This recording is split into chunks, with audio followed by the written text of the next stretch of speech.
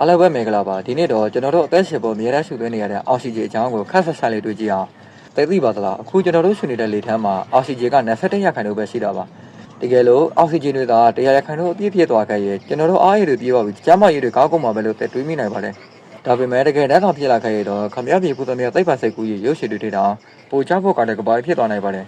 ဘာတမောက်ဆိုပြောင်းလဲမှုကတော့ခမရမိဖို့ချပါခမရမနေ့စားဆောက်ဖို့မိဖို့ကလုတ်လေးနှိမ့်လိုက်တာနေတယ်ဘိုးစေတန်ကြီးနေတူတအိမ်လုံးပောက်ကွယ်ထွက်သွားပါလိမ့်မယ်ဘာလို့လဲဆိုတော့အောက်ဆီဂျင်100ရာခိုင်နှုန်းရှိတဲ့လေထုတန်းမှာမီးဟာအငမ်းမရဆော့ဆော့တဲ့ဘလူးကြီးတကောင်လိုဖြစ်သွားလို့ပါမီးချိတ်ချလေးတစ်ချိန်ချိလိုက်ရုံနဲ့တည်းခမရအိတ်ထမ်းမှာအေယာမမီးထောက်ကြီးဖြစ်သွားပါလိမ့်မယ်တော်ထမ်းမှာဆိုရင်ဆူဆော့နေတဲ့သက်ပင်တွေကအစားလောင်စာစီတွေလိုတဟောဟောလောင်ကျွမ်းသွားပြီးကဘာကြီးဟာဘယ်တော့မှမငြိမ်းနေတဲ့မီးလုံးကြီးတစ်လုံးလိုဖြစ်သွားပါလိမ့်မယ်နောက်ပြီးပူမွားတွေကအစားခမရကိုပြေပြီးနိုင်ချစ်ပါလိမ့်မယ်ဒါကတကယ်ကိုထူးခြားတာပါခမရအိတ်ထဲမှာရှိတဲ့ပေးချိတ်လေးတွေပဲကူလေးတွေဟာအောက်ဆီဂျင်တွေရမ်းမရလာတဲ့အခါသူတို့ရဲ့ခန္ဓာကိုယ်တွေကတရေကြီးထွက်လာပါလိမ့်မယ်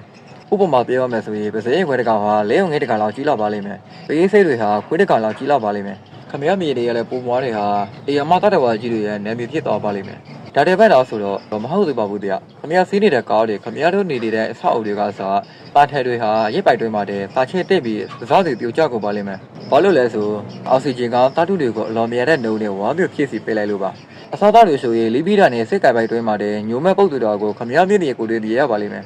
နောက်ဆိုအဆူဆူကတော့ကျွန်တော်တို့ကိုယ်တိုင်ပါပဲအောက်ဆီဂျင်ကမယောင်လောရဲ့အဆက်ပြေးလာပါတယ်အောက်ဆီဂျင်ကမယောင်လောရဲ့အဆက်ပြေးလာပါတယ်ကျွန်တော်တို့ရဲ့အချုပ်တွေဟာဒီလောက်မရတဲ့အောက်ဆီဂျင်ကိုမခံနိုင်ဘဲဆဲတွေပြည့်စီမယ်ခေါင်းတွေမူးလာမယ်မြေအော်ယိုတွေကွဲလာမယ်ပြီးတော့ခမရခန္ဓာကိုယ်ဟာအောက်ဆီဂျင်ကြောင့်အိုမဲရဲရုံမှုတွေအများပြည့်လာပြီးရစ်ပိုက်တွင်းမှာတည်းလူအကြီးတရားလိုဖြစ်သွားနိုင်ပါတယ်ဒီနေရာမှာမေးစရာတစ်ခုရှိပါတယ်ကဘာကြီးပောက်ကွယ်သွားနိုင်လားဆိုတာဒါကလုံးဝမဖြစ်နိုင်ပါဘူးကျွန်တော်တို့သက်ရှူနေတဲ့အောက်ဆီဂျင်ဟာကဘာမြေပြည့်နာပြီးနဲ့ကန့်လေးချပဲရှိနေလို့ပါကဘာတွေပိုက်ထဲမှာလုံးဝမရှိနေလို့ပါဒါကြောင့်ကဘာကြီးဟာအပိုက်ပိုက်ပြက်ပြီးပောက်ကွယ်မသွားပြီမဲ့တက်ရှိတဲ့တက်ရှိဖို့မဖြစ်နိုင်တော့တဲ့မီတာလောင်နေတဲ့ငရဲဂျူကြီးတလောက်လိုဖြစ်သွားမှာပါအခုကျွန်တော်တို့ရှူနေတဲ့27ရာခိုင်နှုန်းသောအောက်ဆီဂျင်တွေဟာပါဘော့တွေကကျွန်တော်တို့အတွက်အထူးခြားချိန်ကြီးပေးထားတဲ့တန်ဖိုးမထက်နိုင်တဲ့လက်ဆောင်တစ်ခုပဲဗျကျွန်တော် channel မှာယူပဗေဒအကြောင်းတွေ2026ရဲ့နောက်ဆုံးရသိပ္ပံဆောင်ပါတွေကိုတိုင်းနိုင်ရှုပ်ပေါ်တော့ပြန်ပြီးတော့တင်ဆက်ပေးနေတဲ့ channel တစ်ခုဖြစ်ပါတယ်အခုလိုသိပ္ပံဆောင်ပါတွေကိုအပြည့်လို့သိရှိအောင် subscribe လုပ်ထားဖို့မမေ့ပါနဲ့အောင်နောက်ထပ်ဗီဒီယိုမှာတွေ့ရအောင်